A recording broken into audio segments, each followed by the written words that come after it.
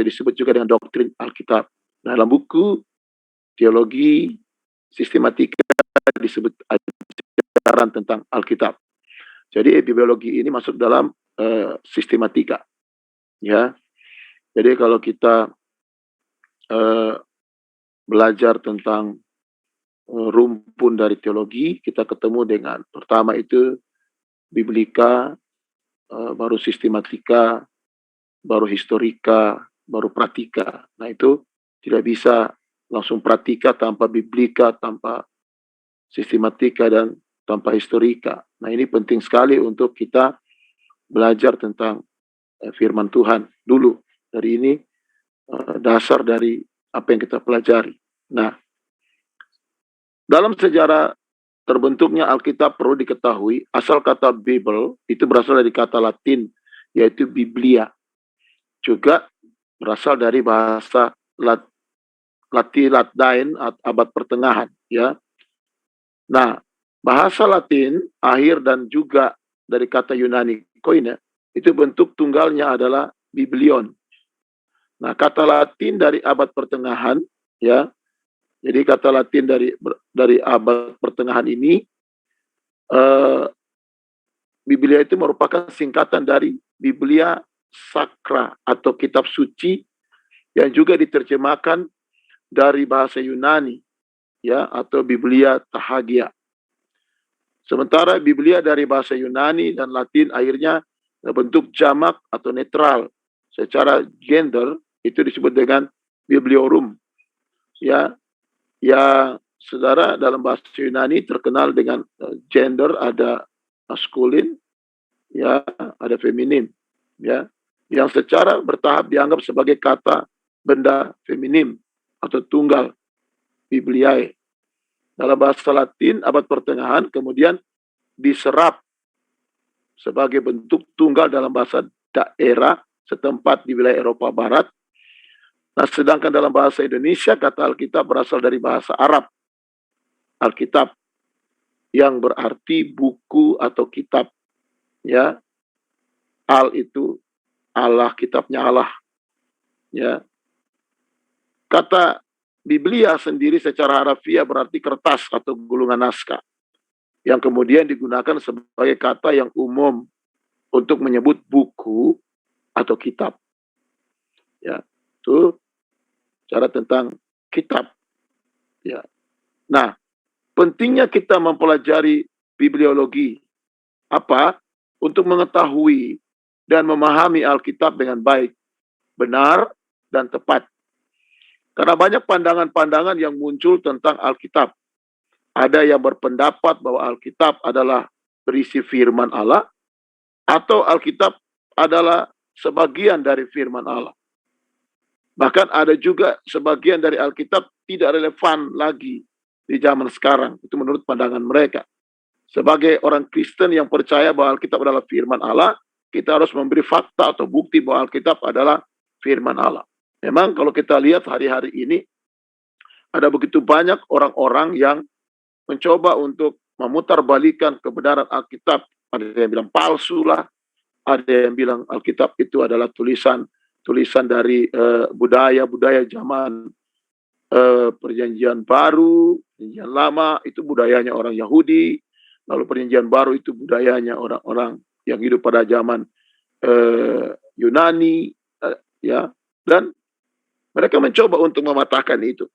Nah, oleh sebab itu kita penting sekali untuk belajar bagaimana sebenarnya firman Allah itu, bagaimana kita untuk memahami tentang Alkitab ini.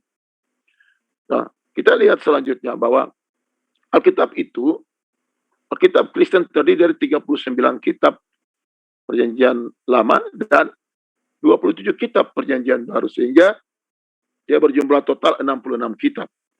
Ya. Jumlah pasal terdapat 929 pasal dalam Perjanjian Lama dan 260 pasal dalam Perjanjian Baru. Dengan demikian seluruhnya terdapat 1189 pasal. Kalau kita mau satukan itu rata-rata terdapat sekitar 18 pasal tiap kitab. Ya, itu untuk perjanjian untuk kitab kita, Perjanjian Lama dan Perjanjian Baru. Nah, jumlah ayatnya dalam Alkitab Bahasa Indonesia versi terjemahan baru itu terdapat 23.214 ayat. Itu dalam Perjanjian Lama, dan 7.957 ayat dalam Perjanjian Baru. Dengan demikian, seluruhnya terdapat 31.171 ayat. Jadi kalau kita coba rata-ratakan, terdapat sedikitnya kalau satu pasal itu ada 26 ayat dalam tiap pasal. Kalau kita rata-ratakan keseluruhannya, ya. Nah, Alkitab Latin Vulgata itu merupakan buku pertama itu yang dicetak dengan mesin cetak tipe bergerak di percetakan Johannes Gutenberg pada 1455. Siapa Johannes Gutenberg? Yaitu orang yang menciptakan cetakan pertama, penemu mesin cetak ini.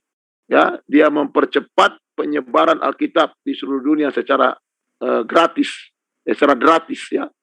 Jadi itu luar biasa ya, dengan cepat ya, drastis banget gitu ya. Bagaimana dia cetak untuk dia sebarkan kemana-mana. Nah, itulah awal Alkitab itu dicetak dan disebarluaskan. Itu pada tahun 1455. Ya.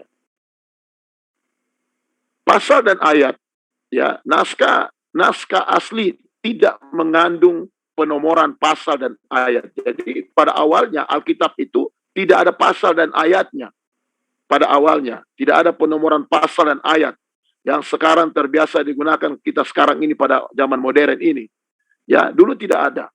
Ya, pada abad dahulu naskah-naskah itu Ibrani dibagi atas paragraf-paragraf disebut dengan parasnhot, ya. Parasnhot itu yang diidentifikasikan dengan dua huruf abjad Ibrani, yang satu huruf P menandai paragraf terbuka, lalu yang mulai dengan baris baru, sedangkan huruf Samek itu menandai paragraf tertutup yang dimulai pada baris yang sama setelah sebuah spasi henti. Jadi dulu hanya pakai dibuka dengan huruf Yunani P dan ditutup dengan Samek sebelum memulai spasi yang berikut. Itu dulu. Jadi tidak ada pasal. Nanti ketika pasal itu muncul oleh Uskup Agung Stephen Langton dan Kardinal Hugo de Sastocaro, ya, dia yang mengembangkan suatu skema pembagian sistematik Alkitab di permulaan 100 tahun, ya. Ke-13, sistem yang dihasilkan oleh Langton ini mendasari pembagian pasal Alkitab pada abad modern sampai hari ini.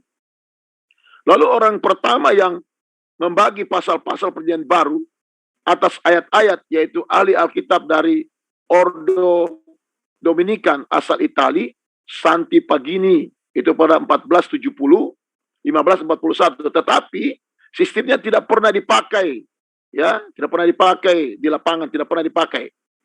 Nanti Robert Einstein, ya, membuat penomoran ayat dalam karyanya Perjanjian Baru dalam bahasa Yunani edisi tahun 1551 yang juga diterapkan dalam publikasi Alkitab bahasa Prancis olehnya pada tahun 1553. Nah, sistem yang dihasilkan oleh Einstein ini diterima lapang dan sekarang digunakan dan seluruh Alkitab modern hari-hari ini. Jadi awal-awalnya Alkitab Anda itu tidak ada pasal dan ayat, apalagi perikop. Perikop itu yang berikan itu Lembaga Alkitab Indonesia. Ya, jadi itu yang kita perhatikan, kita belajar dari bibliologi. Nah, lalu kita akan perhatikan selanjutnya bahwa Alkitab itu mujizat. Kenapa saya bilang Alkitab itu mujizat? Pertama, saya sebut itu mujizat karena kenyataan bahwa tidak kurang dari 40 orang yang berbeda. Jadi ada 40 orang berbeda, raja, nelayan, ya, pemungut cukai. Mereka ini adalah orang-orang yang menulis Alkitab. Ada 40 orang, mereka berbeda. Lalu mereka menulis itu jangka waktu 1500 tahun. Ya, yang masing-masing tidak saling mengenal. Jadi mereka itu tidak saling mengenal. Namun yang tulisan-tulisan mereka ternyata tak ada yang bertentangan. Ya. Hanya mujizat yang memungkinkan hal ini. Jadi itu mujizat itu adalah misteri dan mujizat itu inspirasi ilahi. Makanya saya katakan bahwa, saudara, ini orang tidak saling mengenal 40 orang ini, tetapi mereka tidak pernah salah dalam menulis.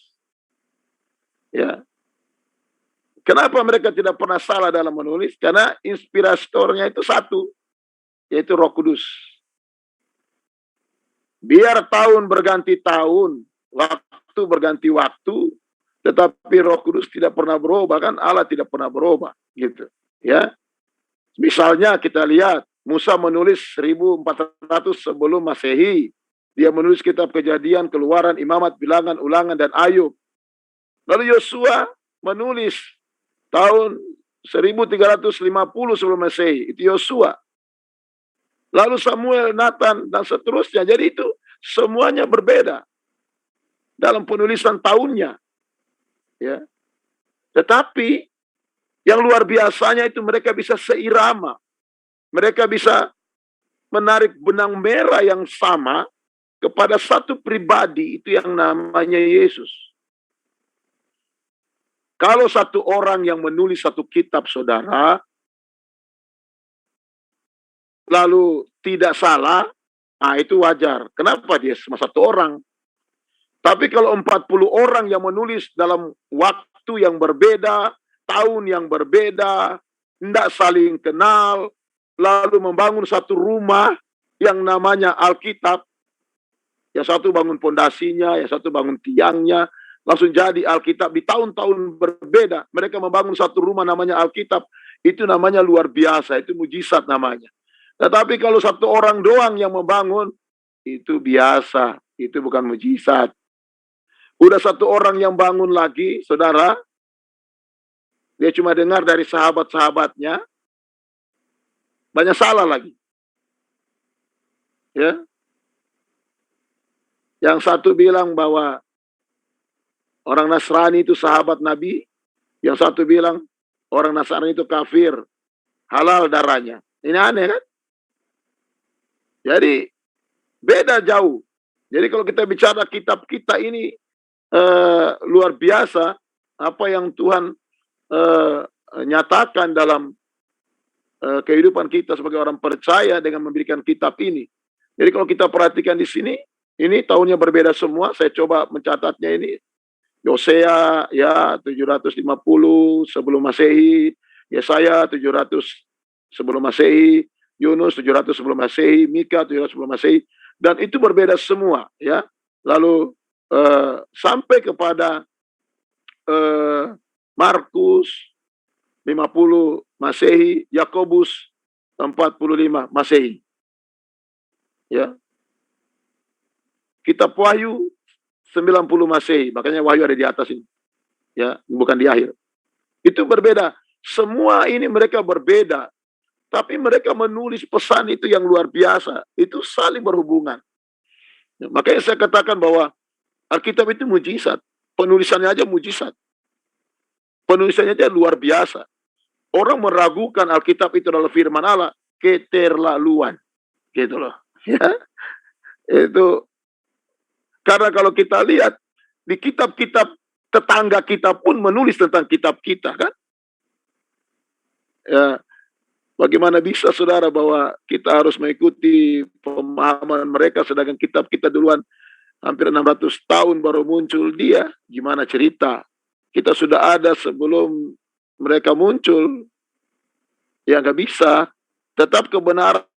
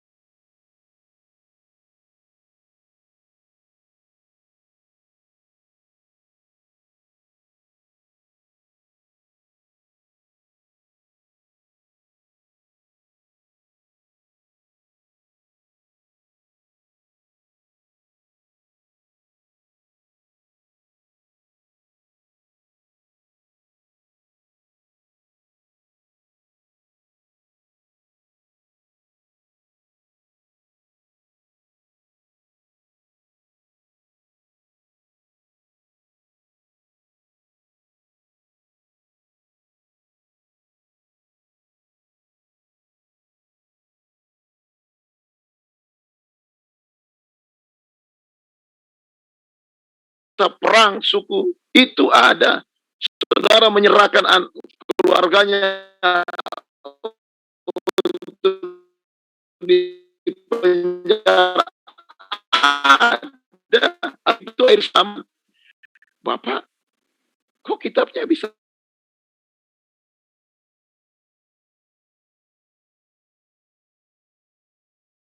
Nah, saudara, hal-hal demikian ini mereka tidak punya. Saudara,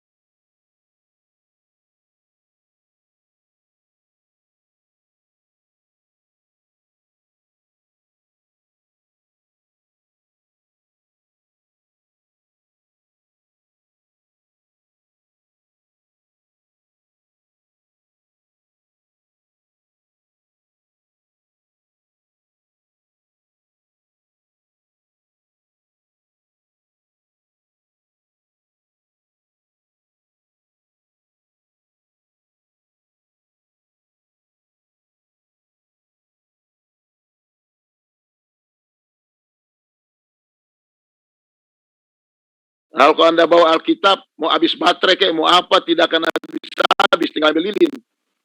Ya kan? Makanya saya di mana-mana tetap Alkitab di mobil tetap ada. Jadi kalau suruh khotbah, ya mau khotbah dimanapun, saya ambil dulu di mobil Alkitabnya bawa. Walaupun di HP saya juga ada.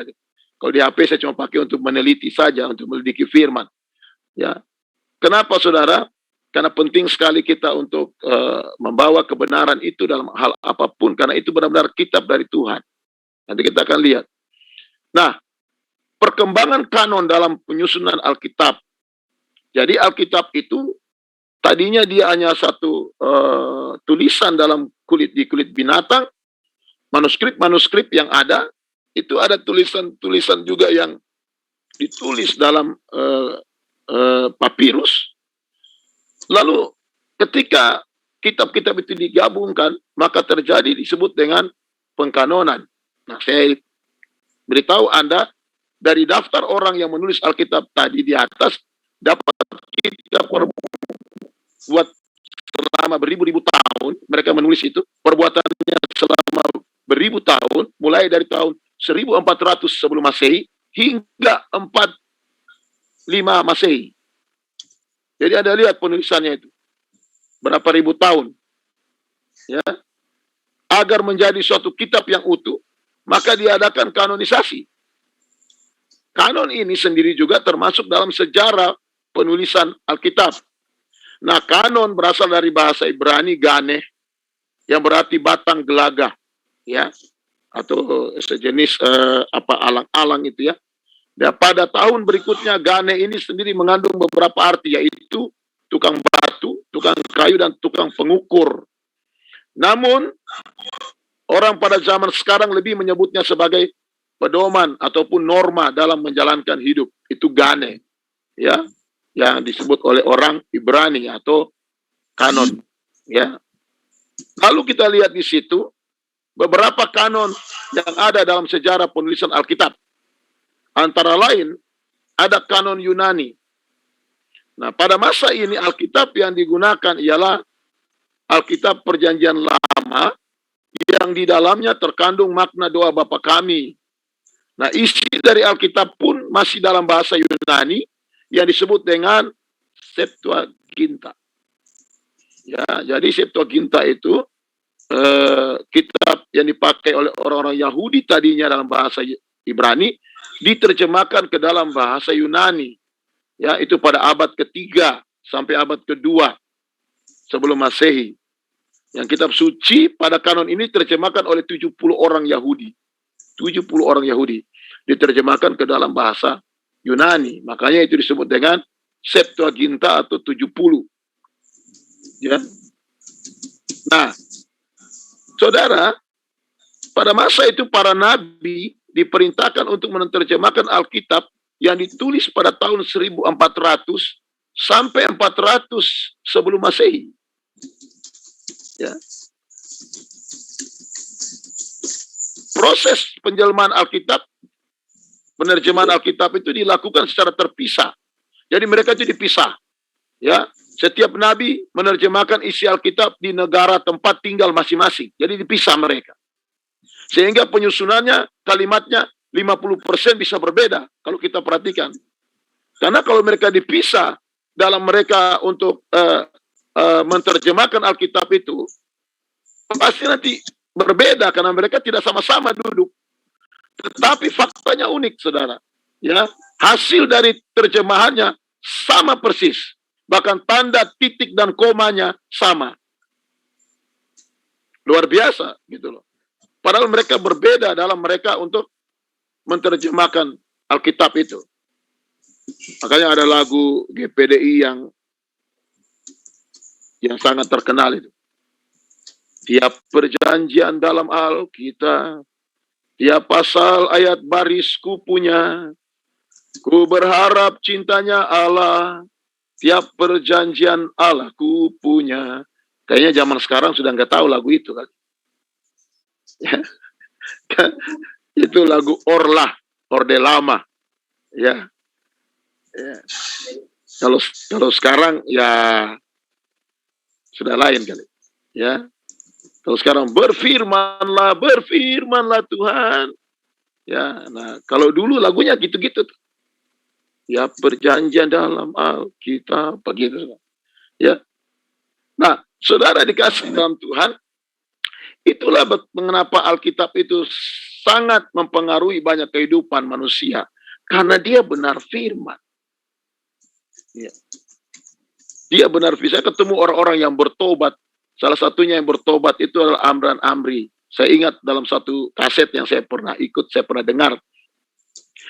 Dia datang kepada pendeta-pendeta di Jawa Timur. Waktu itulah dia katakan kepada pendeta-pendeta di Jawa Timur, di dalam kitab Musa ada tertulis bahwa akan datang seorang yang sama seperti engkau dan akan memimpin umat. Lalu mereka katakan bahwa orang itu yang sama seperti Musa itu nabi mereka. Kenapa? Itu bukan Yesus. Kenapa bukan Yesus? Karena kalau sama seperti Musa, dia punya istri, Musa punya istri, nabi kami punya istri, Yesus tidak menikah. Ya. Jadi kalau sama seperti Musa, dia punya anak, nabi kami punya anak, Yesus tidak punya anak, yang punya anak menikah pun tidak. Sehingga pendeta tidak ada yang jawab. Karena seperti itu. Tetapi firman yang dia renungkan itu menghantam dirinya sendiri. Ketika dia lihat, kalau ukurannya adalah istri dan anak, semua orang punya istri dan anak. Sedangkan Alkitab katakan cuma mereka berdua. Bahwa yang akan datang sama seperti Musa, ya, itu hanya berdua.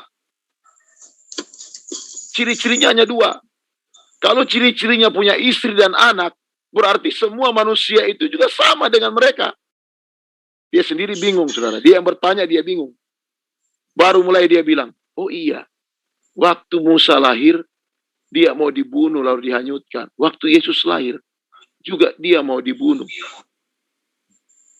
Lalu, waktu Yesus lahir masih kecil waktu itu, dikatakan di situ bahwa waktu dia besar dia memimpin, Musa memimpin bangsa Israel, Yesus memimpin umat manusia yang percaya. Berarti hanya mereka berdua yang sama. Artinya di sini saudara, dia yang mencoba untuk mengakali firman Allah ini untuk sesuai dengan pikiran dia, justru firman Allah ini yang membawa dia untuk percaya tentang firman, tentang Yesus. Ini yang luar biasa. Itu salah satu pemahaman dari Amran Amri waktu dia mempercayai Tuhan dalam hidupnya. Ya. Dan kenapa? Karena Alkitab itu benar, dia adalah Allah yang bisa merema dalam setiap orang yang membacanya. Apalagi kalau kita merenungkannya dengan berdoa. Nah, itu yang kita perhatikan di sini, fakta dari Alkitab ini yang dikanonkan tadi. Jadi sebenarnya saudara, Alkitab ini yang dikanonkan bukan cuma 66 buku, kalau kita lihat pada awalnya itu banyak sekali, tapi yang diambil cuma 66. Yang buku-buku itu sekitar 4.000 sampai 5.000 manuskrip. Ya. Jadi kalau kita lihat dalam pengkanonan, ya, dalam kanon Yunani terdapat 4 kelompok susunan, yaitu pertama, Taurat Tuhan terdapat dalam kitab Kejadian, Keluaran, Imamat, Bilangan, dan Ulangan. Baru ada kitab sejarah, kitab Yosua, Hakim-Hakim, ya, sampai dengan Tawarik. Ada sastra, terdapat Mazmur di sana, Ayub, Pengkhotbah, sampai Kidung Agung. Seterusnya, itu dalam kanon Yunani. Jadi ada pengkanonan beberapa kali. Lalu kanon Yahudi. Nah, kanon Yahudi ini terjadi pada tahun 90 Masehi sampai 100 Masehi. Orang Yahudi menggunakan kanon kitab suci untuk pertama kalinya. Jadi kanonisasi dilakukan oleh seorang nabi berdarah Farisi di Yamnia. Dia mengelompokkan yang ada pada masa kanon Yahudi juga dikelompokkan menjadi beberapa bagian. Antara lain, Taurat Tuhan terdapat pada kitab Kejadian sampai dengan kitab Ulangan. Lalu nabi-nabi terdahulu dari Yosua sampai Yeskiel, kitab-kitab yaitu Mazmur, Amsal, Ayub, Rut, sampai dengan Tawarik. Ini kanon Yahudi pada waktu itu. Jadi ingat baik-baik, kanon itu adalah suatu ukuran yang dipakai untuk mengukur apakah itu benar firman atau bukan. Itu pengkanonan, ya. Dan itu dilakukan oleh para rabi-rabi pada waktu itu. Ya. Dan selain bahasa Ibrani dan Yunani, Alkitab juga diterjemahkan ke dalam bahasa Latin. Pada abad keempat, diadakan pembaruan Alkitab dari bahasa Yunani ke bahasa Latin. Nah, beberapa isi Alkitab pada masa ini diragukan. Bukan merupakan sabda Tuhan. Jadi ada yang bilang, ini enggak semua. Salah satu kitab yang dikatakan bukan sabda Tuhan itu adalah Kidung Agung. Ya. Karena tidak ada kata Tuhan di situ. Itu yang diprotes pada waktu itu. Dan kitab Ester, ya, tidak ada juga bicara tentang kata Tuhan di situ. Ya. Jadi ini yang kita lihat beberapa hal yang menjadi suatu pemikiran pada zaman itu. Bahkan juga kitab Wahyu bagi mereka sama seperti suatu cerita yang ya kalau mereka lihat apa ini benar atau dongeng gitu loh. Karena mereka tidak menganggap itu sesuatu yang bermanfaat mungkin menurut mereka. Tetapi zaman itu Tuhan memberi inspirasi kepada para rabi-rabi itu untuk melihat bahwa itu adalah kebenaran. Sehingga pada kanon Katolik, pada kanon itu para uskup didorong untuk melakukan konsili lagi. Untuk menetapkan jumlah Alkitab secara pasti. Ya. Keputusan mengenai kanon agama Katolik terjadi pada konsili Trente. Melalui sebuah dekrit, de canonic scripturis. Ya. Dan pada keputusan tersebut ditetapkan isi Alkitab, Perjanjian Lama 39, Perjanjian Baru 27, sampai hari ini. Jadi situ ada Wahyu masuk, ya, kitab Kidung Agung ada, gitu. Nah tadinya orang-orang yang mencoba mengambil Alkitab ini dari 4.000 sampai 5.000 manuskrip itu mencoba untuk tidak mengambil yang namanya Wahyu dan lain sebagainya yang dianggap mereka terlalu susah untuk dipresentasikan dalam hidup itu. Ya. Nah tapi ternyata Tuhan memakai yang lain untuk menunjukkan bahwa itu adalah firman. Baru yang kelima adalah kanon Protestan. Kanon ini mengakui 27 kitab perjanjian baru yang diakui oleh agama Katolik, namun tidak mengakui kitab-kitab pada Deuteronomika. Namun kitab tersebut masih tetap berguna dan masih untuk dibaca sebagai bahan perenungan. Ya, Gereja Anglikan merupakan satu-satunya yang masih sering menggunakan Deuteronomika. Nah, saudara, kitab Deuterokanonika ini adalah satu kitab yang ditulis bukan pada sebelum 400 tahun masa gelap. Ya, jadi ada 400 tahun Allah tidak berbicara. Dan kitab ini itu ada di Allah tidak berbicara tadi. Makanya para rasul itu, para rabi itu, mereka tidak mengambil kitab ini sebagai firman Allah. Yang mereka kumpulkan itu manuskrip-manuskrip yang ada sebelum 400 tahun sebelum Masehi. Ya, karena 400 tahun itu Tuhan tidak berbicara. Ya, dan dianggap itu adalah hal-hal yang tidak sesuai dengan firman. Nanti Allah berbicara ketika masuk Masehi lagi melalui kehadirannya sebagai manusia melalui Yesus. Nah, itu ada bahan sendiri sebenarnya tentang masa gelap itu, masa Allah tidak berbicara itu, ya. Jadi Alkitab Anda batasnya antara perjanjian baru dengan perjanjian lama itu ada batas tengah, itu jangan anggap itu tidak ada artinya. Itu Allah tidak berbicara di tengah itu 400 tahun lamanya itu jaraknya. Tapi Anda kan cuma 1 lembar jaraknya. Ya. Kalau melihat sejarah Alkitab itu 400 tahun loh jaraknya. Nah, selanjutnya kita lihat di sini bahwa bukti bahwa Alkitab adalah firman Allah. Yang pertama itu di dalam Timotius 3 ayat yang ke-6, ya, dikatakan di situ. Nah, saudara buka coba. Saya mau saudara harus baca ya, karena ini bicara tentang firman, ya, yang kita 1 Timotius pasal 3 ayat yang ke-6, ya. Firman Tuhan berkata demikian.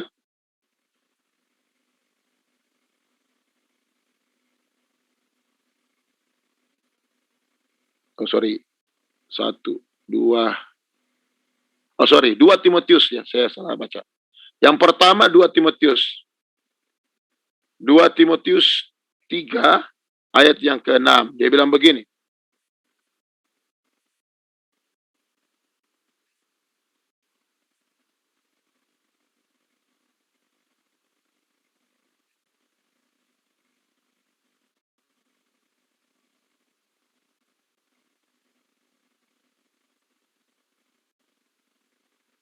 Om. 16.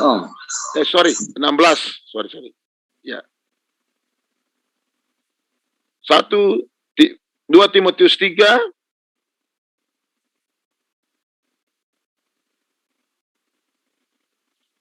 ayat 16. Ayat 16. Silakan tolong dibaca. Segala tulisan yang diilhamkan Allah memang bermanfaat untuk mengajar, untuk menyatakan kesalahan, untuk memperbaiki kelakuan, dan untuk mendidik orang dalam kebenaran. Oke. Dikatakan di situ segala tulisan. Jadi saudara, Alkitab itu yang ditulis itu, tulisan itu adalah ilham roh, dan dikatakan di dalam ayat ini segala tulisan yang diilhamkan Allah. Nanti kita akan jelaskan bagaimana yang dikatakan diilhamkan itu. Itu yang pertama. Bukti bahwa Alkitab adalah firman Allah.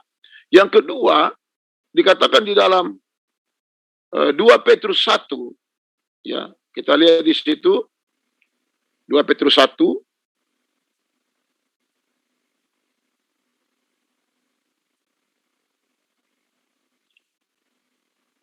ya, kita baca ayat yang ke-21 dulu. Dia bilang begini. Sebab tidak pernah nubuat dihasilkan oleh kehendak manusia, tetapi oleh dorongan Roh Kudus orang-orang berbicara atas nama Allah. Nah, kenapa demikian?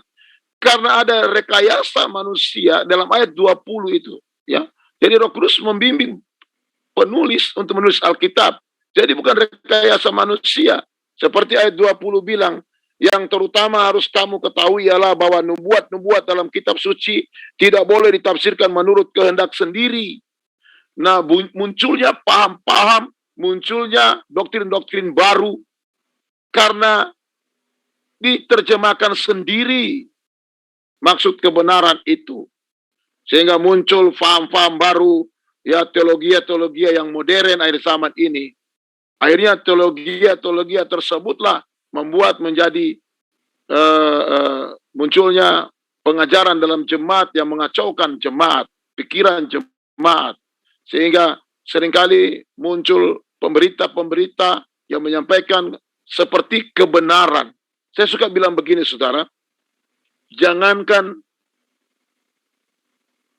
guru-guru palsu, iblis juga tahu tentang firman. Ya. Jadi kalau saudara bilang bahwa oh dia pendeta, itu benar yang dia bilang. Setan pun pernah bicara firman. Dia pernah bicara dengan Yesus. Dia pernah bicara dengan Hawa. Dan dia lebih tahu firman kali daripada kita. Karena dia pernah tinggal di sorga. Ya. Jadi hal-hal ini yang seringkali terjadi ketika kita melihat suatu kebenaran itu dilencengkan. Karena apa? Karena nubuat-nubuat kitab suci yang ditafsirkan menurut kehendak sendiri. Ini bahaya, saudara. Apalagi cuma duduk-duduk, minum kopi, makan pisang goreng, lalu muncul doktrin baru. Waduh. Perpuluhan tidak berlaku. Wih, hebat gitu ya. Lagi makan pisang goreng, sekali selamat, tetap selamat. Lagi makan pisang goreng, macam-macam, saudara. Ya. GPDI, satu doktrin saja muncul itu. Mereka puasa itu berhari-hari untuk munculnya satu doktrin namanya tabernakel. Ya. Mereka puasa. Dan itu hasilnya muncul. Ini, saudara, nggak ada puasa, sudah nggak berdoa, bilang suara Tuhan. Ya, hati-hati, saudara.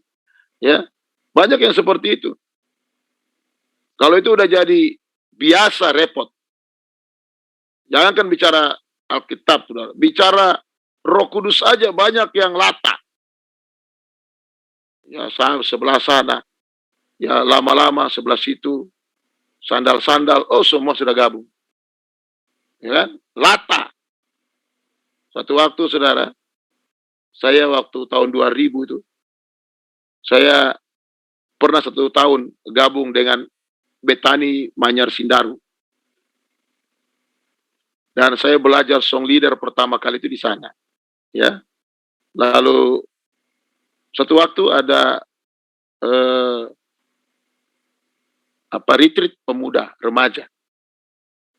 Nah, zaman dulu itu saya ingat itu. Pokoknya kalau pendetanya bilang, mari kita bahasa roh. Mulai. Mereka mulai bahasa roh. Nah, bahasa rohnya itu seragam. Begini bunyinya. Lama-lama sandai, lama-lama sandai, lama-lama sandai, lama-lama sandai. Seragam. Lalu seorang remaja bertanya, Om, boleh bertanya, kenapa bahasa rohnya kok sama aja? Lama-lama sandai, lama-lama sandai. Langsung pendetanya jawab dengan spontan. Itu artinya rindu banget hari Minggu. Kenapa lama-lama hari Minggu? Lama-lama sandai, lama-lama sandai. Gitu loh. Kok jawabannya itu kok segitu gitu loh. Roh Kudus itu enggak gitu kali gitu loh. Ya, malah dijawab seperti itu. Ada lagi saudara pendeta di Jakarta bilang bahasa roh itu bahasa palsu. Bilang itu bahasa setan. Itu kalau orang nggak ngerti Alkitab, tidak melidiki Alkitab dengan benar, gampang saja dia bilang itu bahasa setan, bahasa penyembahan Foodo di Afrika sana. Dia bilang orang-orang karismatik itu sebenarnya mereka berbahasa roh palsu. Saya kalau ketemu pendeta itu saya mau tanya sama dia, tolong tunjukkan sama saya yang asli, supaya saya bilang saya punya palsu. Gitu loh. Dia bilang bahasa roh orang palsu, tapi dia nggak pernah tunjukin yang aslinya mana. Saya kalau ketemu, saya tanya, Anda bilang palsu, saya mau tanya aslinya dulu. Nah, ini kita lihat satu hal yang berbahaya ketika meneliti Alkitab itu hanya dengan cara logika manusia. Ujung-ujungnya itu yang terjadi. Nah, yang ketiga itu 1 Korintus 2 ayat 13. Ya. 1 Korintus pasal yang kedua, ayat yang ke-13. Dia bilang begini, dan karena kami menafsirkan hal-hal rohani kepada mereka yang mempunyai roh, kami berkata-kata tentang karunia-karunia Allah dengan perkataan yang bukan diajarkan kepada kami oleh hikmat manusia, tetapi oleh roh. Jadi bukti bahwa Alkitab adalah firman Allah karena memang Roh Kudus yang memberitahu, Roh Kudus yang mengajar penulis untuk memiliki kata-kata itu. Makanya kenapa saya katakan tadi Alkitab itu adalah mujizat, ditulis waktu 1500 tahun oleh 40 penulis yang tidak saling kenal. Tapi mereka bisa menulis itu dengan satu tujuan yang sama. Dari awal Alkitab kita ditulis dengan pada mulanya Allah, lalu diakhiri dengan kitab Wahyu, kerajaan Allah, rumah Allah, itu dahsyat banget loh. Dan itu berbeda dalam penulisannya. Makanya saudara dikasih dalam Tuhan, saya cemburu loh kalau lihat tetangga kita, dia habis baca Bismillahirrahmanirrahim, Malik Yaumiddin, yakana wudu, yakana mustaqim, Ijan sinatalan amanu, baru dia langsung cium lagi. Dia cium kitabnya, baru dia tutup baik-baik, dia bungkus baik-baik, dia simpan. Kita lempar di atas lemari, atau boleh taruh jo di pinggir-pinggir dekat televisi, atau taruh jo dekat tempat tidur. Pokoknya dianggap, padahal saudara, dibilang bicara tentang hebatnya kitab itu. Ya. Saya mau katakan sama saudara, saya pernah khotbah tentang kuasa Tuhan dari firman itu. Saya pernah bilang, saya khotbah sama jemaat, dan ini terbukti loh saudara. Ini terbukti. Saya beri contoh yang mudah saja, karena saya alami dalam pelayanan. Saya bilang begini, saudara sekalian, saya khotbah, kalau saudara percaya setiap kata dari firman Allah ini, maka dia akan melompat menjadi kenyataan. Wah, itu saya khotbahnya semangat. Akhirnya, hari Minggu saya khotbah. Hari Senin, istri saya harus masuk rumah sakit karena melahirkan anak kedua waktu itu. Saya ingat, dan perutnya belum stabil. Dia kena diare. Baru melahirkan kena diare, bingung saudara. Apakah ini ada masalah di kandungan atau apa? Ya, kita nggak tahu. Saya bawa ke Jakarta kembali ke tempat dia melahirkan. Dokter bilang, masuk angin, nggak ada masalah. Tapi dalam perjalanan pulang saudara, maaf nih, kami harus mampir kalau ada tempat peristirahatan untuk cari toilet. Ya, harus berkali-kali dia harus keluar atas bawah saudara. Itu saya tidak pernah, saya bayangkan betapa siksanya baru melahirkan loh ini. Baru belum sampai seminggu melahirkan. Ya. Wah, ini parah ini saudara. Sampai di rumah, saya lihat dia sudah pucat karena saudara bayangkan, kasih masuk makanan, keluar dari mulutnya. Nggak lama ke toilet, keluar di belakang. Pokoknya semua, tidak ada yang bisa masuk di makanan. Tiba-tiba saya bilang, sudah lama. Saya angkat tangan. Kita ke rumah sakit saja. Tadi saya pikir sudah berdoa. Namanya perintisan waktu saudara. Ya saudara tahu perintisan seperti apa. Saya ambil tas saya. Tas itu saya suka pakai untuk apa? Kasih pendalaman Alkitab kepada pemuda remaja, lalu setiap ayat masnya itu dilaminating. Nanti saya kasih lagi ke mereka, ini ayat mas kita minggu ini. Nah, tas itu suka saya pakai. Lalu saya ambil baju, saya masukin ke tas yang itu tadi. Karena cuma beberapa tas doang ya. Untuk beberapa baju doang, karena cuma pergi ke rumah sakit mungkin semalam 2 malam kali ya. Waktu saya ambil, saudara, tiba-tiba jatuh ayat laminating 1. Itu dalam Petrus. Oleh bilur-bilurku, kamu sembuh. Saya ingat. Saya khotbah kemarin minggu itu. Oleh kalau firman Allah kita amini, dia akan melompat menjadi kenyataan. Nah ini, dia lompat, lepas keluar, saya dapat, saya ambil, saya imani. Maaf saudara, istri saya masih di kamar mandi. Saya tumpang tangan di atasnya, saya bilang, sesuai dengan firman Allah yang lompat tadi, jadilah sesuai dengan iman. Tiba-tiba, dia keluar, di kamar mandi, lalu dia tidur, dia bilang gini, pas saya tidur sebentar, lalu tiba-tiba saudaraku, 15 menit dia bangun. Pak minta minum, minta makan. Saya pikir tadi keluar-keluar semua ini, apa keluar lagi? Waktu saya kasih minum dan makan, dia makan sekenyang-kenyangnya, saudara. Hari itu sembuh total.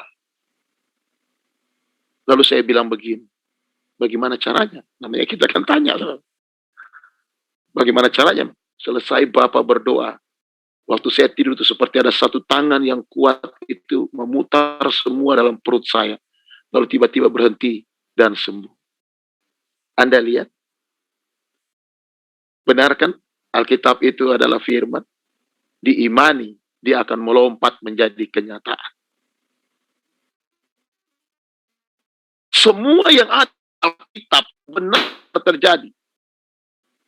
Dia katakan orang percaya ngusir setan, setan akan pergi. Benar nggak? Saudara pernah usir setan orang? Pernah berdoa orang setannya pergi? Alkitab tidak salah tuh. Mendoakan orang sakit sembuh. Alkitab itu ya dan amin. Semua dikatakan benar.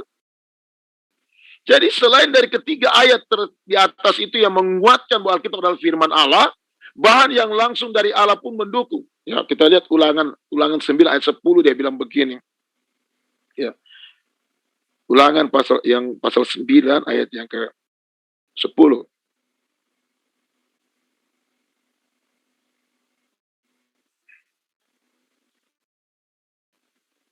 Tuhan memberikan kepadaku 2 loh batu yang ditulisi dari Allah, di mana ada segala firman yang diucapkan Tuhan kepadamu di gunung itu dari tengah-tengah api pada hari perkumpulan. Jadi pada zaman dulu pun Musa sudah dikasihkan firman. Jadi firman itu dari Allah, dan itu firman itu adalah Allah. Bahannya terlebih dahulu diselidiki. Ya contohnya penulis Lukas, ya, tidak ditulis tanpa ada akurasi dari peristiwa atau kejadian. Semuanya terjadi. Apa yang ditulis oleh Alkitab, baik berbicara tentang tempat-tempat di mana Injil ditulis ada. Kalau kitab yang lain saya nggak tahu. Di mana tempatnya ini bingung. Tapi Alkitab Anda, kalau Anda diberi kesempatan untuk ke Israel, semua yang ditulis dalam Alkitab itu ada di sana. Di mana Yesus lahir, di mana dia disalibkan, ya. Bahkan dalam perjanjian lama, di mana Bahtera Nuh, di mana Musa pertama kali mendapatkan 2 loh batu, itu ada, tempatnya ada. Jadi akurat. Dan belum lagi dengan bahan nubuat. Banyak nubuat yang terkandung, ada yang sudah digenapi, ada yang sedang digenapi, dan ada yang akan digenapi. Belum lagi bahan sejarah. Sejarah adalah kisah nyata, peristiwa-peristiwa yang terjadi, itu terjadi. Anda tanya sama orang Israel, semua yang ditulis dalam Alkitab itu, dalam sejarahnya, itu ada dalam kehidupan bangsa itu. Nah ini kita lihat bukti, salah satunya. Ya, beberapa kali kita akan lihat nanti bagaimana bukti bahwa Alkitab adalah firman Allah. Jadi Alkitab adalah firman Allah. Allah memberikan wahyu kepada penulis-penulis Alkitab. Dalam proses penulisan Alkitab, Allah memberikan ilham dan dituntun oleh Roh Kudus. Jadi otoritas Alkitab sangat dipercaya, ya, baik dari segi perkataan Allah dan histori yang tertulis di dalamnya. Ya tadi firman Tuhan yang tadi, segala tulisan yang diilhamkan itu, ya, diilhamkan dalam teks aslinya Theos Pneustos. Itu dalam bahasa Yunani. Artinya dihembuskan. Ya. Figuratif, dihembuskan oleh Allah. Jadi firman itu dihembuskan oleh Allah ke penulis. Ya.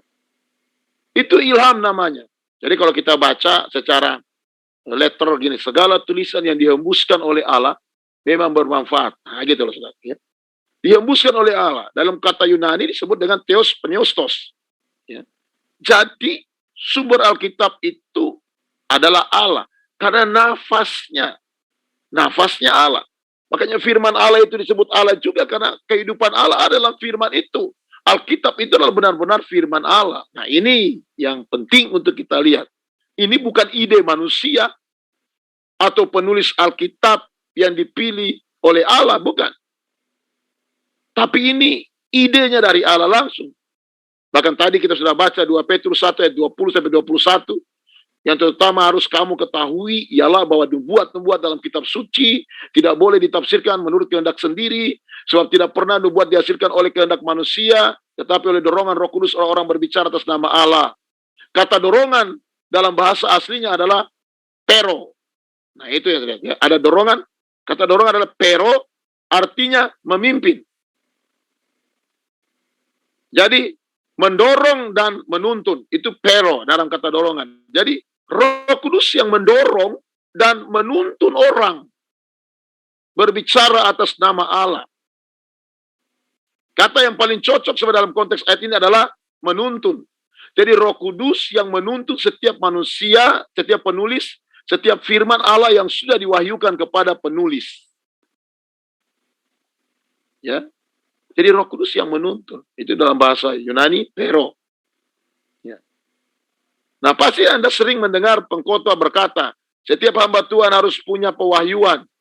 Atau mereka berkata, tadi malam ketika saya berdoa, saya mendapat pewahyuan dari Allah. Pertanyaannya, benarkah hal itu? Wahyu dari Allah atau cuma karena keinginan? Karena saya pernah saudara satu waktu ikut persekutuan. Nah, persekutuan ini senang banget dengan penglihatan. Ya, dia mulai bahasa roh, berdoa, tiba-tiba dia bilang begini, saya melihat ada burung merpati di atas kepala wanita yang duduk di pojok sana. Artinya, Tuhan akan memberikan dia jodoh. Ya. Dia bilang begitu. Begitu habis ibadah, dia tanya wanita itu, Ses, Tuhan akan berikan jodoh kepada Ses. Wanita itu jawab, maaf Om Pendeta, saya sudah punya anak 2. Aneh tuh. Jangan asal-asal bicara gitu loh, saudara. Seperti Tuhan bicara. Ya. Akhirnya saudara malu. Ada lagi saudara. Ini penginjil besar loh saudara. Ibu, janda. Dia khotbah di satu daerah. Loh, khotbahnya mantap. Memang. Ya. Lalu satu waktu di tengah-tengah dia bilang begini, Tuhan bicara sama saya. Di sini ada yang punya hugel, hubungan gelap.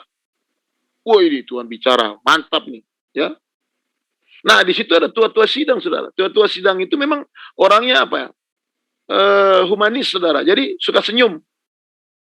Tapi dia penopang yang kuat dalam pelayanan. Dia orangnya hidupnya kudus, suka puasa, bahkan keluarga yang menjadi contoh dalam jemaat.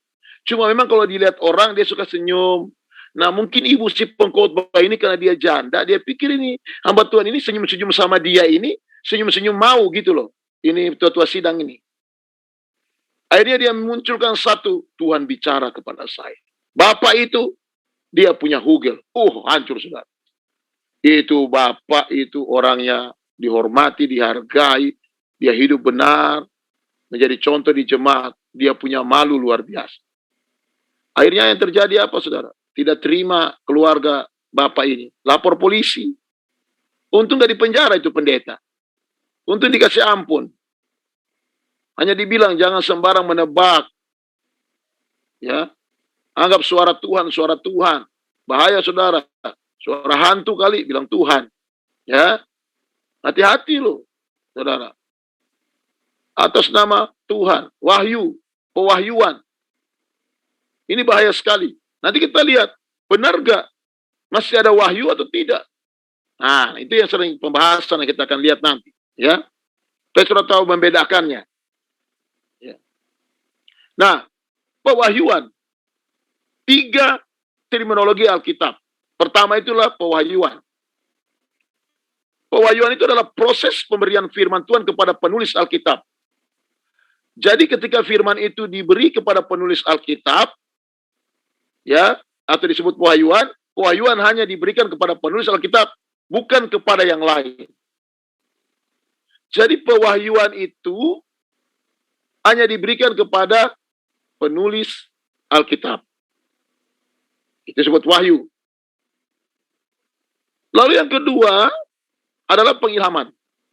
Pengilhaman itu apa? Adalah proses penulisan firman Tuhan yang sudah diwahyukan. Jadi Roh Kudus menuntun para penulis Alkitab kata-kata apa yang mereka pakai untuk menulis wahyu yang sudah diberikan. Ya, ingat ya. Pertama wahyu dulu. Wahyu itu diberikan, lalu diilhamkan kepada penulis untuk menulis nih, kata-kata apa yang bagus. Ya. Lalu mereka tulis. Nah, yang ketiga ini penting juga. Nah, ini jadi masalah. Seringkali orang bilang nggak benar. Bahkan dikatakan iluminasi ini antikris. Dia kata dulu, artinya dulu ya. Lalu yang ketiga adalah iluminasi. Apa itu? Adalah proses pencerahan atau penerangan firman Tuhan kepada pembaca masa kini, kita semua. Jadi ketika Anda membaca ayat, lalu Anda mendapat pencerahan yang baru, hal itu disebut dengan iluminasi. Dan bukan wahyu. Ya, kita diberi pencerahan. Jadi pewahyuan dan pengilhaman hanya berlaku kepada penulis Alkitab. Jadi jika ada pengkhotbah yang mengatakan mereka mendapat pewahyuan, bisa saja berarti itu iluminasi, bukan pewahyuan. Ya. Tetapi jika ada pewahyuan tersebut disertakan di pewahyuan Allah kepada penulis Alkitab, jelas itu tidak alkitabiah kalau orang itu berkata dia dapat wahyu. Karena jika ada pewahyuan yang baru, maka Alkitab harus ditambahkan. Alkitab sudah selesai dengan pewahyuannya. Yang ada sekarang itu adalah iluminasi. Bagaimana firman yang sudah selesai itu dibuat pencerahan-pencerahan yang baru. Nah, itu harus diingat ya. Jadi jangan sampai, ada wahyu baru lagi. Mungkin Feki pasal 1 ayat 1. Nah, repot nih. Wahyu baru. Ya. Ya, ini bahaya sekali. Ya, kalau kita lihat di sini, jadi kita lihat bahwa hati-hati, ya, bahwa tidak bisa menambah dan mengurangi firman Tuhan. Kalau kita bilang begitu, tidak boleh menambah dan mengurangi firman Tuhan. Ini penting. Jadi ini harus pelajari 3 hal ini. Jadi tidak ada kata pewahyuan. Yang ada itu adalah iluminasi, ya, yang disebut dengan pencerahan oleh firman Tuhan. Kepada saya dan saudara membaca Alkitab, jadi yang dicerahkan itu ayat-ayat yang telah ditulis tadi, yang telah diwahyukan, itu dicerahkan buat kita kembali. Ya, seringkali kan, saudara khotbah di pasal yang sama minggu ini, bulan depan saudara khotbah lagi, tapi sudah berbeda pembahasannya. Itu berarti yang disebut dengan iluminasi. Ya.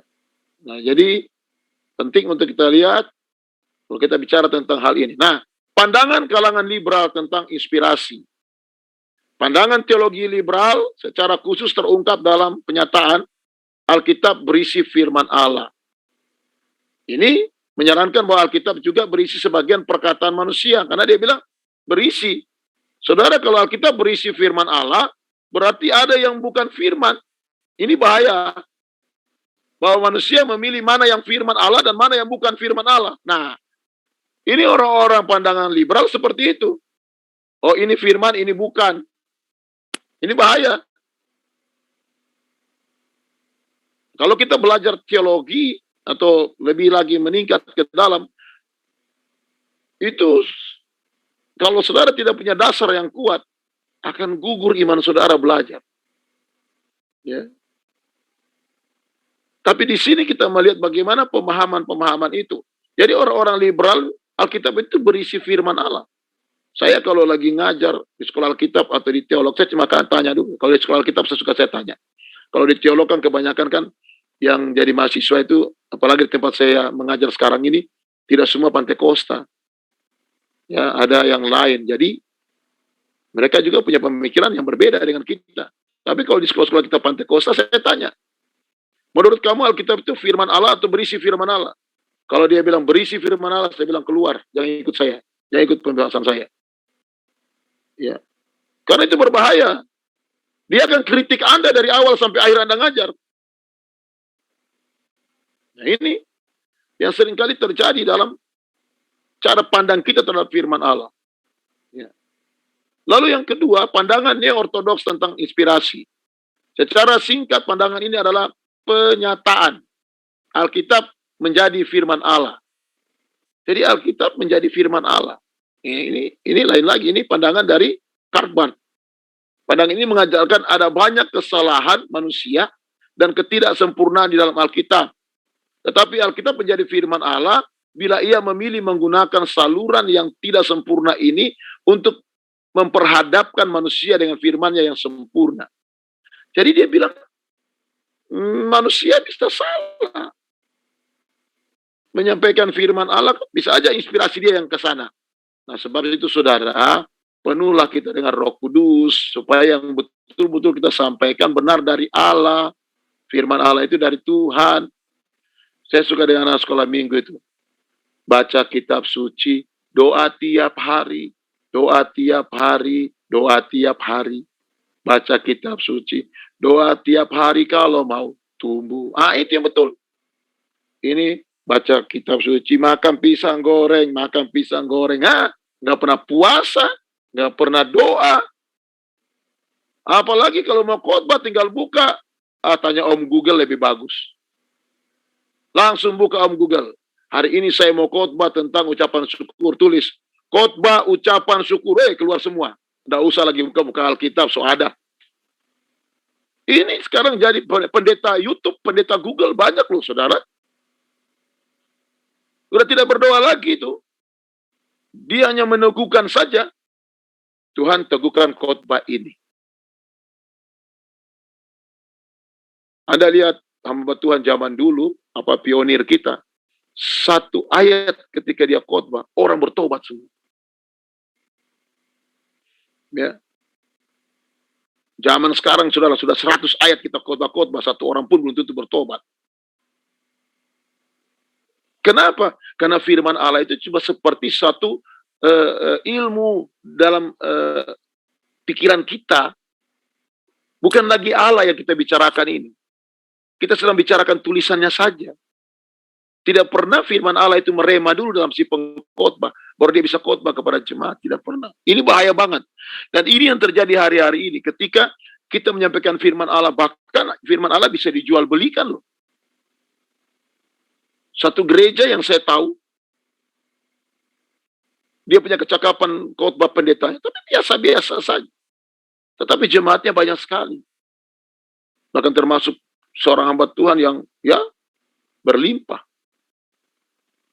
Bahkan orang-orang yang dia pekerjakan, yang ngurus dia punya persembahan dan macam-macam itu, dia gaji sampai juta-jutaan lebih satu orang.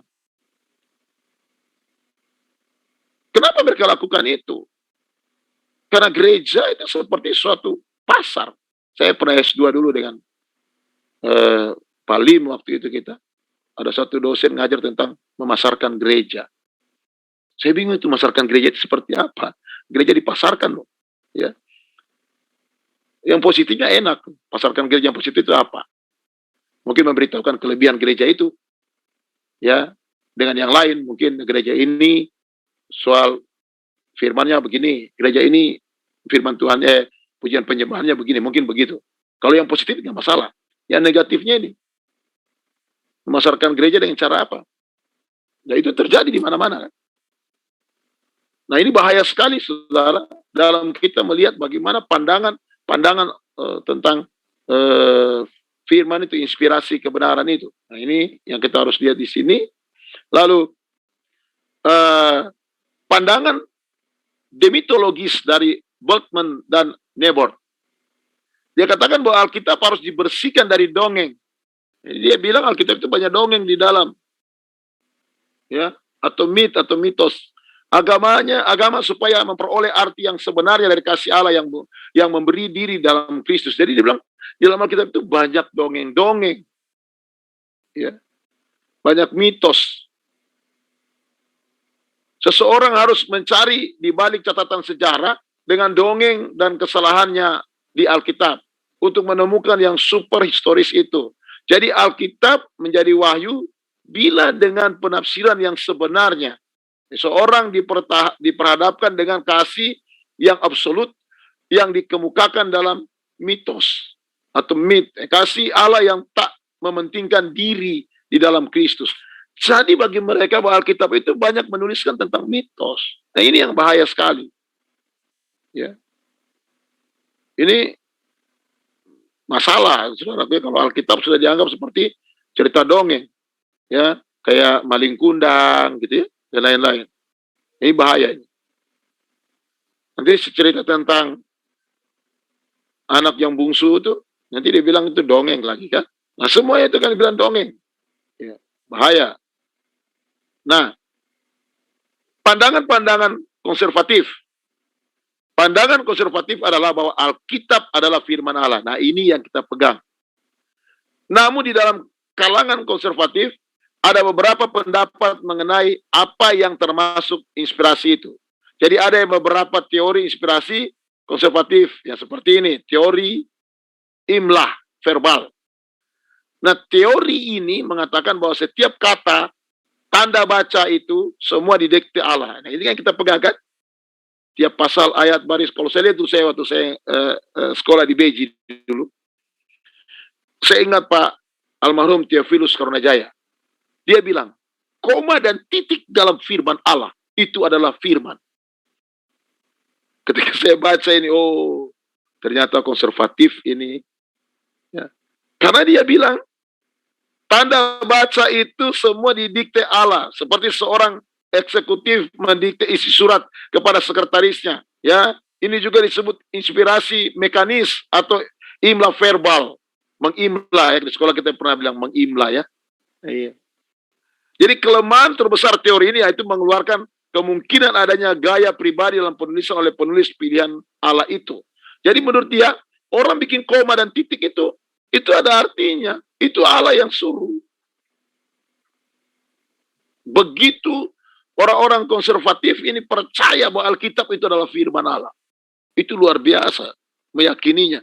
Loh, saya pikir kita harus seperti ini sebenarnya. Mempunyai pikiran itu. Ya.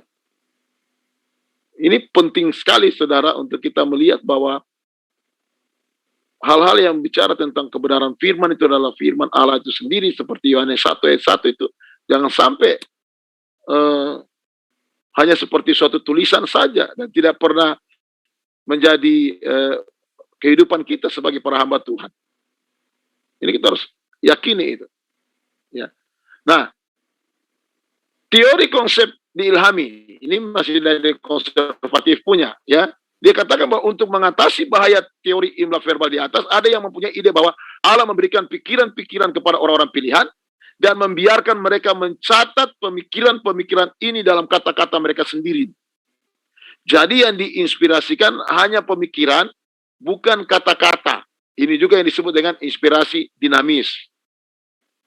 Ya, kalau memang kita belajar tentang teologi Rasul Paulus, teologi Petrus, itu kan beda-beda perkataan. Kalau Paulus punya memang orang-orang terpelajar ya, dia punya tulisan memang real. Ya, kalau Petrus seringkali kita perlu untuk melihat, ya namanya nelayan, paling dia punya cara bahasa pun beda. Ya. Kalau kita bicara teologi Paulus dan teologi Petrus, kita akan belajar itu sebenarnya. Nah, ini pandangan-pandangan yang ada dari konservatif, salah satunya ini. Yang kedua, yang bagian pandangan inspirasi kata penuh, the verbal, the plenary impression. Dikatakan pandangan ini berpegang pada semua kata yang ditulis atau dinafasi oleh Allah. Kayak 2 Timotius 3 ayat 16 tadi. Verbal di sini memasukkan kata-kata plenary, artinya sepenuh, komplit, bukan hanya sebagian atau partial, ya. Bukan hanya partial, tapi penuh. Jadi pandangan ini berpegang bahwa kata-kata itu semuanya diilhami oleh Allah. Jadi bukan cuma pemikiran, tetapi kata-kata pun Allah yang ilhami. Allah memberikan pengungkapan sepenuhnya di atas pikirannya dalam kata-kata rekaman Alkitabiah. Jadi mereka cuma menulis sesuai dengan apa yang Alkitab berikan. Bahkan ia membimbing dalam pemilihan kata-kata yang digunakan dalam kepribadian dan konteksnya, kompleksnya itu. Kebudayaan dan penulis. Jadi pemikiran ini, pandangan ini lebih lagi. Dia katakan bahwa semua itu mereka tinggal menulis saja. Dan perkataan pun diatur oleh ilham roh tadi. Jadi dengan demikian secara rahasia Alkitab adalah firman Allah dan juga sebagai perkataan manusia. Jadi inspirasi adalah proses yang dengan manusia yang digerakkan oleh Roh Kudus. Makanya dia bilang 2 Petrus 1:21 tadi bahwa orang mau ngomong pun itu digerakkan oleh Roh Kudus. Orang berkata-kata pun digerakkan oleh Roh Kudus. Berarti baik perkataan maupun ilham dalam diri mereka itu dari Allah. Sehingga menghasilkan tulisan-tulisan yang dinafaskan oleh Allah, yaitu oleh Roh. 2 Timotius 3:16 tadi. Nah, ini hal yang kita harus selidiki. Bagaimana Allah itu, Alkitab itu adalah benar-benar firman. Nah, ini adalah satu pemahaman kita tentang Alkitab. Ya. Yang kita pahami sama-sama. Jadi kalau kita belajar tentang firman Allah, kita belajar tentang bibliologi, kita harus meyakini bahwa kebenaran firman Allah ini, Alkitab itu adalah betul-betul dari Allah. Betul-betul firman Allah. Ya. Nah, kita lihat dalam Yohanes pasal yang pertama, saya coba baca saja itu sebagai ayat kita baca, dikatakan begini. Yohanes pasal yang pertama, ayat 1, pada mulanya adalah firman, firman itu bersama-sama dengan Allah, dan firman itu adalah Allah. Jadi dalam bahasa yang sebenarnya, firman itu ada di dalam Allah, dan firman itu Allah. Jadi kalau kita lihat konteks daripada 2 Timotius 3:16 bahwa nafasnya Allah, dinafasi oleh Allah, benar, firman Allah itu keluar dari diri Allah. Dan firman yang sama itu menjadi manusia. Konteks kristologi itu masuk. Dan Alkitab itu luar biasa menceritakan hal ini. Lalu kita perhatikan di situ. Ada teori pasif negatif. Nah ini, teori apa ini? Teori menegaskan bahwa para hamba Allah mengalami pengilhaman yang bersangkutan mengalami pertolongan Roh Kudus sehingga ia dimungkinkan untuk menulis maupun menuturkan berita yang tidak mungkin salah sesuai kehendak Allah. Itu sama dengan tadi. Lalu ada pandangan ini juga menjadi anutan umum gereja Roma Katolik. Kita tidak bisa menerima teori ini karena yang diilhamkan adalah Alkitab, bukan penulisnya. Nah ini ada lagi. Jadi pandangan ini yang ada pasif negatif dalam satu pemikiran mereka. Yang satu bicara bahwa Roh Kudus yang memberikan ilham untuk penulis-menulis, menuturkan berita yang tidak mungkin salah, sesuai kehendak Allah, tapi ada pandangan dari gereja Roma Katolik berbeda. Kita tidak bisa menerima teori ini karena diilhamkan adalah Alkitab dan bukan penulisnya. Jadi ada yang bicara bahwa orang Katolik berkata bahwa Alkitab itu yang diilhamkan Alkitabnya, penulisnya tidak.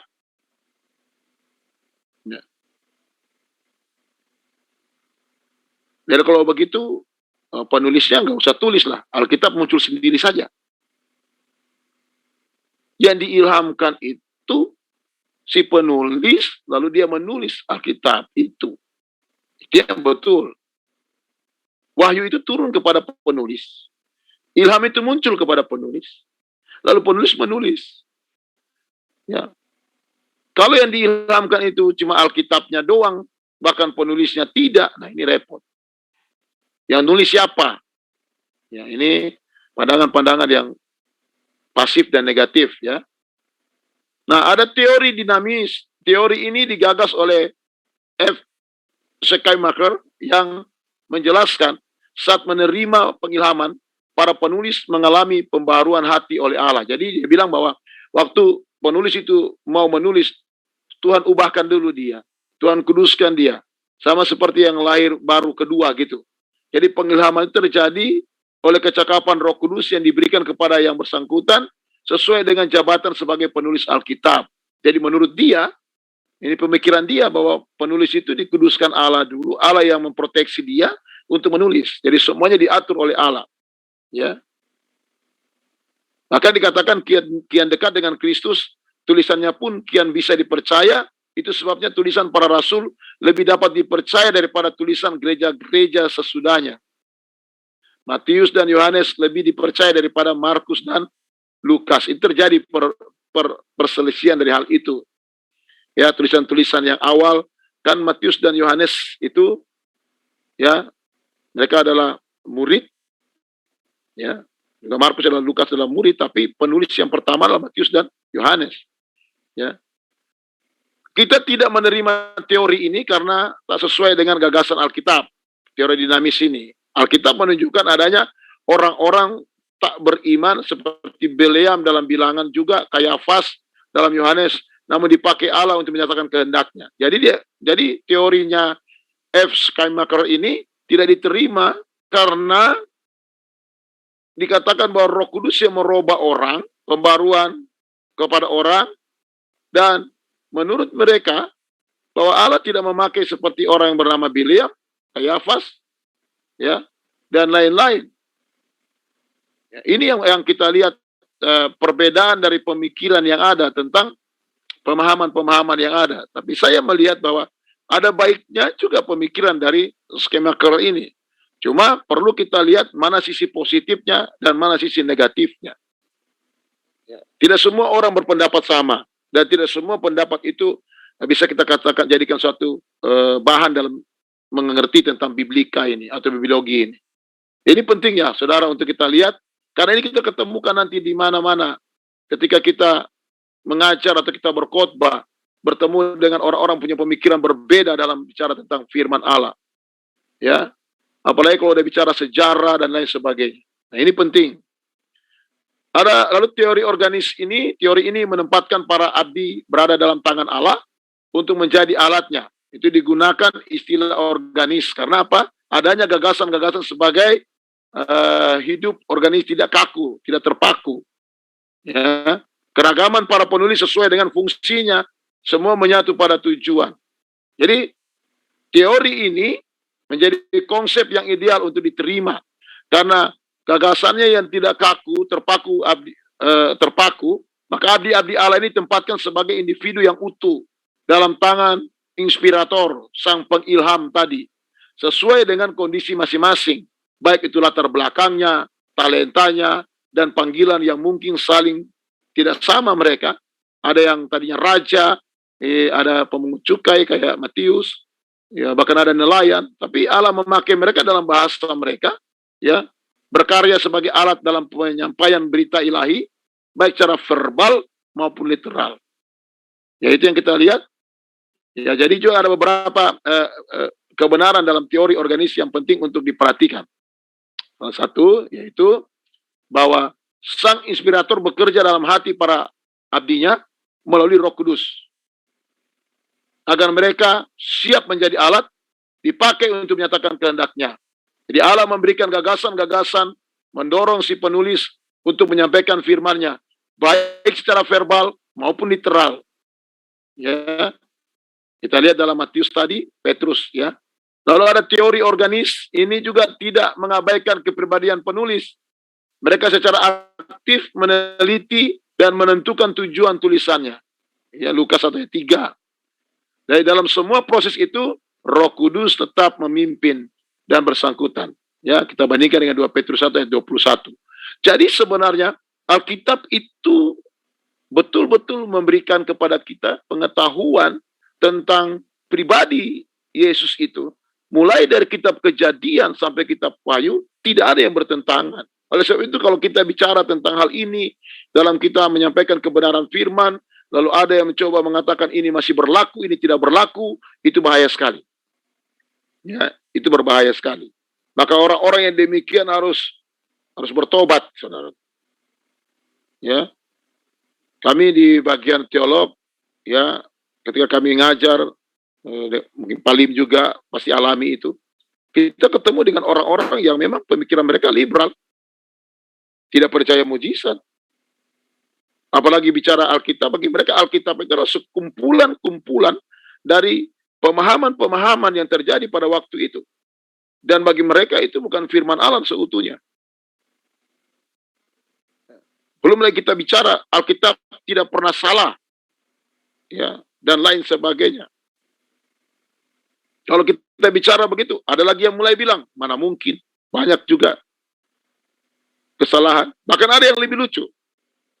Kalau Anda baca Alkitab, Anda pasti tahu, Allah katanya pernah gagal. Saya kaget. Loh, Allah pernah gagal? Saya bilang, Allah pernah gagal di mana? Baca saja kata kitab Kejadian. Allah gagal untuk menjaga Adam dan Hawa. Saudara lihat. Kalau Anda mungkin berpikir begini, Anda bilang, ya juga, betul juga. Yang gagal itu bukan Allah. Yang gagal itu Adam dan Hawa untuk menjaga firman. Udah Tuhan bilang jangan makan buah itu kok. Kecuali Tuhan tidak kasih tahu, baru. Kan Tuhan kasih tahu, jangan makan. Sebelum mereka makan, Tuhan sudah bilang jangan makan. Sekarang ini yang salah Allah dikatakan. Makanya saudara, waktu mereka berdosa itu, tuduh-tuduh kan? Adam, kenapa kau makan buah itu? Dia bilang, wanita yang kau tempatkan. Wah, salah lagi Allah. Allah lagi salah. Ya. Lalu, Hawa ditanya, Hawa, kenapa kau makan buah itu? Ular itu. Nah, itu tanya, ular itu. Maksudnya begitu. Ular yang kau ciptakan itu. Itu. Allah lagi salah. Memang selalu Allah yang salah. Terakhir ularnya dibilang si iblis. Iblis nggak ngomong siapa-siapa. Iblis diam aja. Ya, berarti iblis lebih tahu salah daripada dua yang di atas tadi. Kan gitu. Pemahaman-pemahaman ini kan sampai hari ini selalu yang salah, yang salah, yang salah. Padahal Alkitab itu jelas. Kebenaran itu jelas. Sebab itu saudara, ketika kita belajar Biblika, saya hanya ajar saudara tentang apa yang dipahami oleh kita ketika kita belajar di sekolah Alkitab. Karena kalau saya mau buka lebih lagi ke dalam, melihat semua manuskrip dan lain sebagainya, bisa 1 bulan setiap hari kita masuk tuh. 1 hari, tiap hari kita masuk selama sebulan, itu pun belum cukup. Ya. Nah, sebab itu saudaraku, kesimpulan saya dalam hal ini, ya, bahwa bibliologi dalam doktrin GPDI itu masih jelas. Dan bibliologi yang kita pelajari malam ini pun mengingatkan kita kembali bahwa Alkitab itu benar-benar firman Allah. Tuhan memberkati kita semua. Saya kembalikan.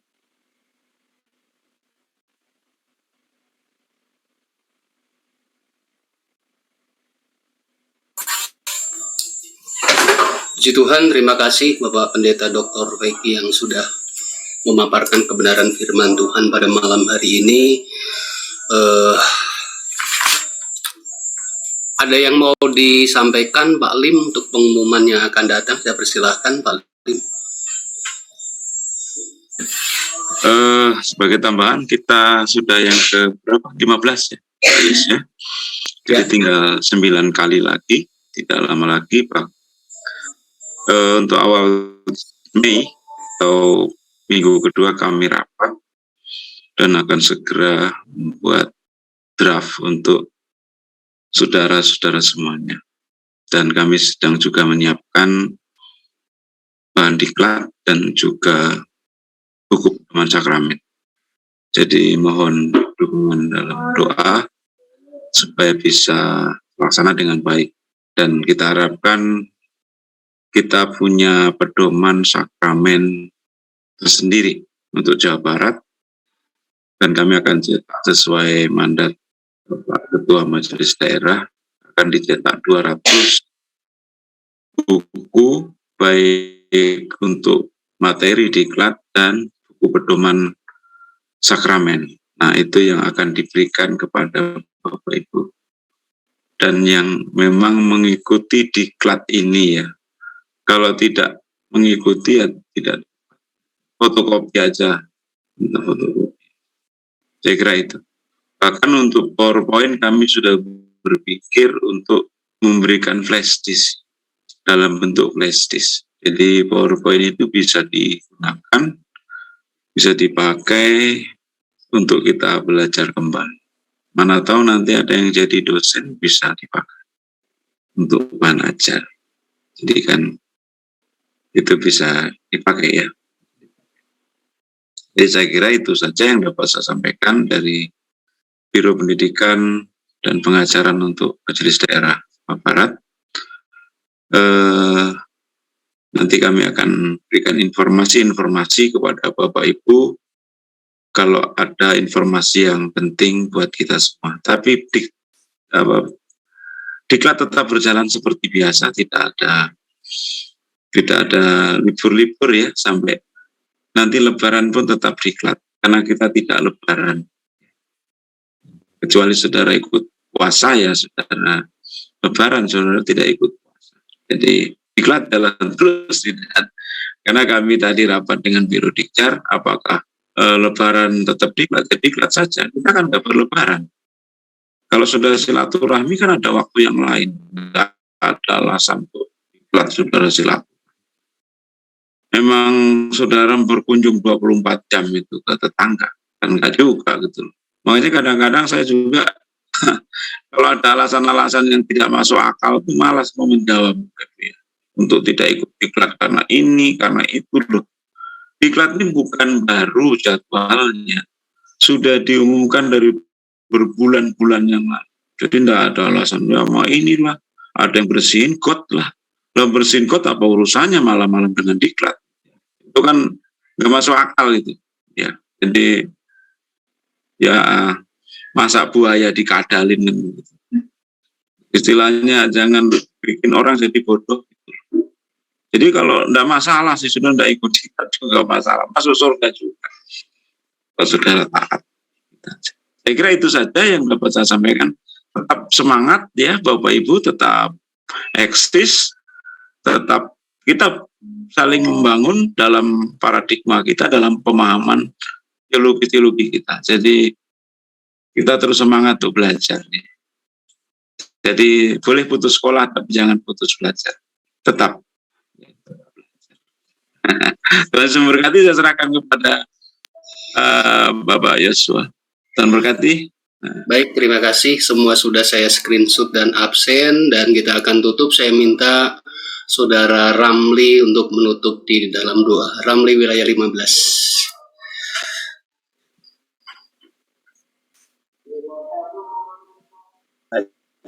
Baik, kita akan berdoa. Terima kasih Bapak, kami bersyukur malam hari ini Tuhan buat kesempatan kami boleh belajar malam hari ini Bapak. Tuhan terima kasih, kami bersyukur biarlah lewat diklat yang sudah disampaikan kepada kami malam hari ini Tuhan, ini boleh menjadi bekal bagi kami di dalam pelayanan. Terima kasih Tuhan, kami berdoa biarlah kami boleh menjadi hamba-hamba Tuhan yang dipakai Tuhan menjadi berkat bagi banyak orang. Kami berdoa Tuhan buat yang sudah mengajar kami malam hari ini, Bapak Pendeta Vegita Tulus. Tuhan berkati terus Tuhan di dalam pelayanan pengembalaannya, Tuhan terus pakai menjadi berkat bagi banyak orang. Bukan semua para pengajar kami juga Tuhan, Om Lim juga Tuhan berkati, berikan kesehatan, kekuatan terus Tuhan, untuk terus Tuhan bisa melayani pekerjaan-Mu Bapa. Terima kasih buat kesempatan malam hari ini kami boleh belajar Tuhan. Kami bersyukur Tuhan, kami serahkan hidup kami di dalam tangan Tuhan. Dan kami mau akhiri belajar malam hari ini Tuhan di dalam nama Tuhan Yesus. Amin. Haleluya, puji Tuhan. Terima kasih buat kehadiran Bapak Ibu Saudara. Sampai bertemu tanggal 2. Terima kasih. Terima kasih.